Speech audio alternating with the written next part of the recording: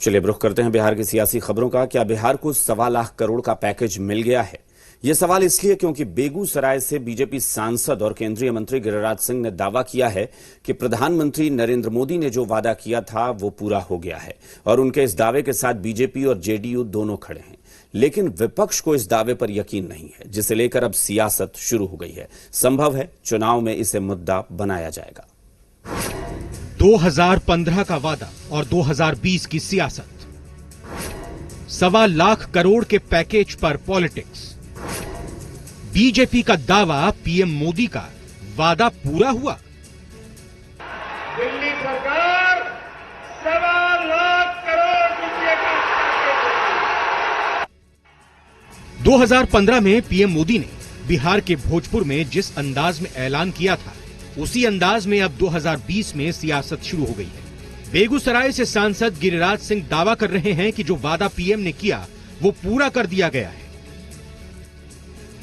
मान्यवर देश के प्रधानमंत्री नरेंद्र मोदी जो 2015 में भोजपुर आए थे, 1.25 लाख करोड़ रुपए का पैकेज की घोषणा की थी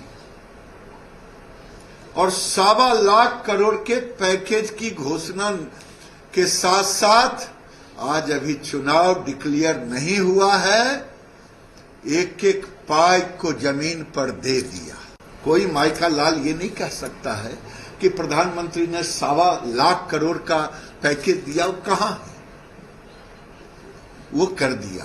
ये तो इस सदी का सबसे बड़ा झूठ है। पहला वायदा उन्होंने किया था मोतिहारी में अपने भाषण के दौरान चुनाव में 2014 में कि अगली बार जब मैं आऊंगा तो इसी चीनी मिल के चीनी से मैं चाय पीऊंगा। तो चाय मिल रहा है सब लोगों को, बिहार के लोगों को सबको मालूम है कि बिहार में चीनी मिल, मोतिहारी का चीनी मिल चलने लगा। गिरिराज जी को भी मालूम होगा, वो भी चाय पी के आ गए होंगे। गिरिराज सिंह के दावे को जेडीयू हकीकत बता रही है। यानी 2015 में पीएम मोदी ने जिस पैकेज का ऐलान किया वो बिहार को पूरा मिल गया है। लेकिन क्या क्या मिला है, इसका जवाब न तो बीजेपी दे रही है और न ही जेडीयू बता पा रही है। और ये सवाल विपक्ष पूछ रहा है।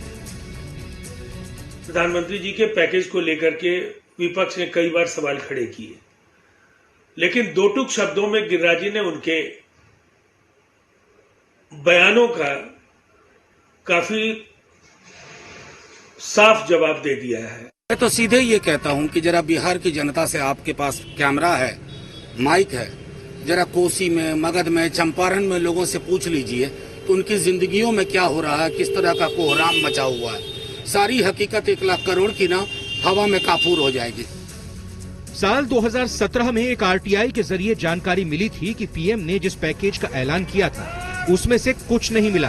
अब सवाल ये उठता है कि 2017 के बाद इन 3 सालों में बिहार को पैकेज मिल गया है तो जेडीयू की नेतृत्व वाली सरकार को आंकड़े जारी कर विपक्ष की बोलती को बंद कर देना चाहिए, नहीं तो फिर जनता सवाल पूछती रहेगी।